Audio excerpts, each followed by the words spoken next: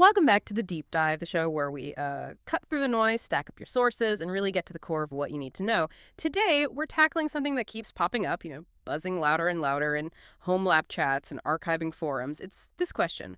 Why isn't my LTO tape giving me those, massive compression ratios I heard about, especially for my JPEGs? It's a common thing, catches people out. Okay, let's unpack this. LTO tapes, for a while, they felt a bit like, I don't know, dinosaurs, right? Relics. But wow, have they made a comeback? And it makes sense. You look at LTO 9, 18 terabytes raw on one tape. And they advertise, 45 terabytes compressed? That's just huge storage. Plus, they last forever, practically decades.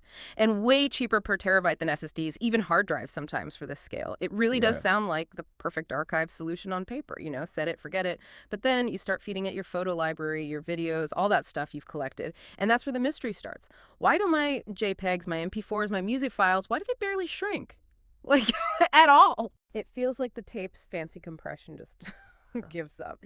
It's frustrating. I've been there. Yeah, it really is. And what's fascinating here is that corruption, it goes right to the heart of the biggest misunderstanding about LTO. It's the built-in compression. It's called LZS. And the simple truth is it just won't do much, if anything, for files that are already compressed, like your JPEGs. So many people see that, 2.5 to 1 ratio advertised, maybe even higher on older tapes, and they naturally assume, great, that applies to all my stuff.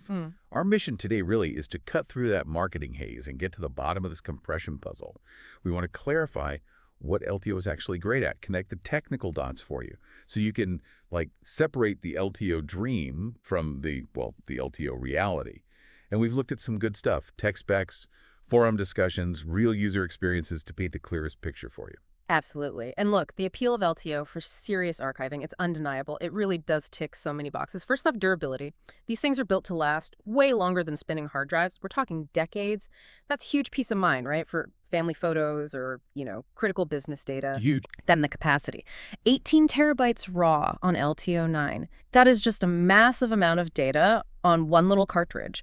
And cost-wise, per terabyte, especially for storing tons of data long-term that you don't need instantly, it often blows other options out of the water. Yeah, for cold storage, it's hard to beat. Exactly. Ideal for that archive and forget data.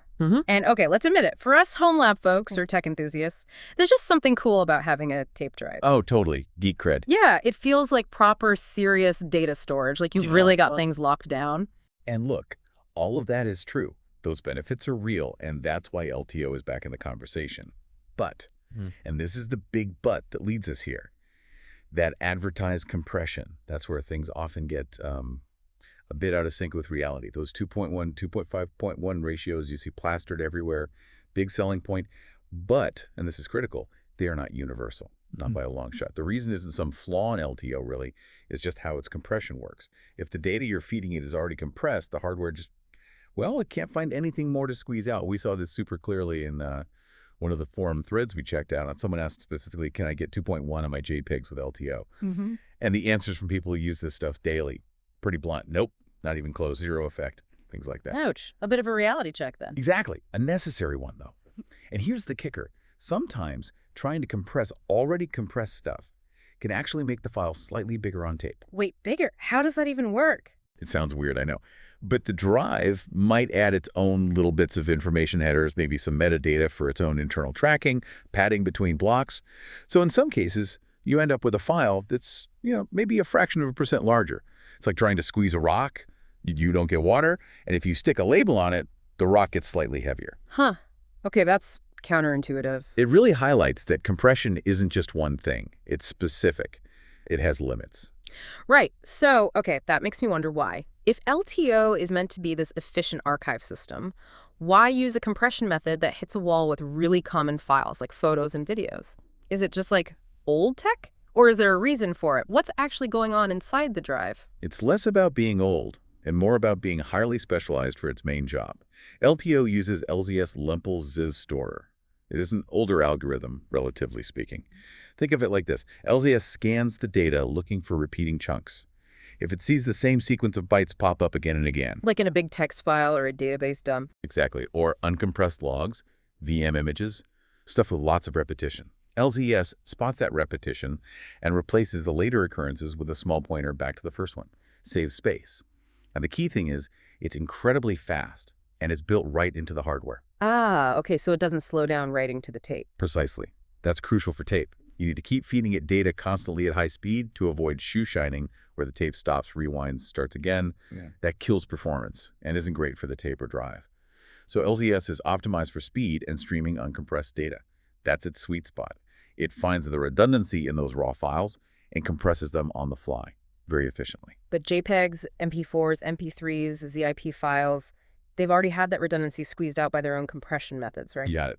Those files have already been processed, often by much more sophisticated algorithms designed specifically for images, video, or general data. They've removed the repetition LZS looks for. So when LZS sees a JPEG, it's like, there's nothing here for me. Yeah. It's already dense. There are no obvious repeating patterns left to exploit. It's like handing a summary to someone and asking them to summarize it further. Perfect analogy. Yeah. You can't really condense it much more without losing information, which LZS, being lossless, won't do. And, someone in the sources compared it to modern algorithms like Z-Standard, ZSTD. The ZSTD can often get better compression ratios and be faster in software than LZS. But LZS has the advantage of being baked into the hardware, making it automatic and critically not reliant on your server's CPU during backup. Okay, that hardware aspect is key. It is. So the big takeaway is, for already compressed data, LTO's built-in compression just isn't going to perform miracles. Don't expect them. You're basically getting the raw tape capacity. Right, that really clarifies the why. So bringing it back to the practical side, for us Homelabbers or anyone archiving big media libraries, photos, videos, what does this actually mean? Does LTO suddenly become less attractive? Or do we just need to adjust how we think about it and plan for it? What's the actionable advice here? That's the million-dollar question, isn't it? And yeah, it absolutely means adjusting expectations. For those large collections of JPEGs, MP4s, MP3s, existing ZIPs basically, anything already compressed, forget that 45 terabyte number on the LTO-9 box for that data. It's just marketing potential. Realistically, you should plan around the raw capacity. The 18 terabytes, maybe you'll squeeze out an extra 5%, 10% if there's some uncompressed metadata or something mixed in. But don't count on it. Plan for 18 TB, hope for 18.5 TB. Pretty much. Treat any compression you do get on that kind of data as a nice little bonus, not the main event. But, and this is important, LTO is still a fantastic choice for the right kind of data. It's still a powerhouse. Yeah. Think about huge VM images before they're compressed. Raw server logs, uncompressed database backups, files with tons of redundancy. LZS will often give you significant compression there. You will see ratios closer to the advertised numbers for that stuff. Okay, so it shines where it was designed to shine. Exactly. And don't forget the other core benefits. That incredible longevity. Tapes last decades, way safer long-term than spinning rust. You avoid the risks of hard drive mechanical failure or the ongoing costs and potential lock-in of cloud storage. I mean, I've personally restored data off 15-year-old LTO tapes without a hitch. They really are built for the long haul. That's seriously impressive. So the strategy is, plan your capacity needs based on the raw tape size, especially for mixed or pre-compressed data. And when it comes to managing it all, especially in a home lab, you're not stuck. There are amazing open source tools like Bacula or its fork Boreos. Right, I've heard of those. They're pretty serious bits of kit, though. They are. Definitely not plug and play like, dragging files to Dropbox. There's a learning curve. You need to configure them.